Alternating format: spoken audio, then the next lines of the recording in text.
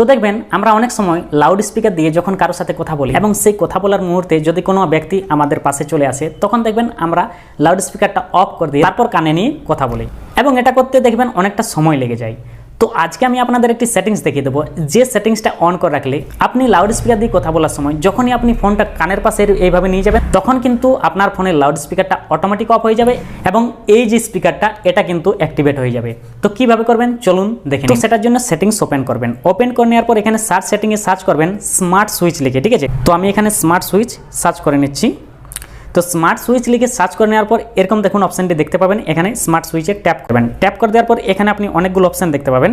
এখানে যখন 3 নম্বর একটি অপশান দেখতে পাচ্ছেন স্মার্ট সুইচ, এটা অন করে দেবেন। এটা অন করে দিলেই আপনাকে আর লাউড স্পিকারটা অফ করতে হবে না। লাউড স্পিকার দিয়ে যখন আপনি কথা বলবেন এবং কোনো ব্যক্তি চলে এলে আপনি ডিরেক্ট এখানে কানের পাশে নিয়ে যাবেন, আপনার লাউড স্পিকারটি অফ হয়ে যাবে এবং এই যে কানের পাশে যে স্পিকারটা নিয়ে আমরা কথা বলি সেটা কিন্তু অ্যাক্টিভেট হয়ে যাবে। ভিডিওটি দেখে কেমন লাগলো কমেন্ট করে অবশ্যই জানাবেন। ভালো লাগে থাকলে অবশ্যই একটি লাইক করে দেবেন এবং এই ভিডিওটি আপনার বন্ধুদের সাথে শেয়ার করে দেবেন এবং এরকমই ইন্টারেস্টিং টিপস পাওয়ার জন্য আমাকে ফলো করে রাখবেন।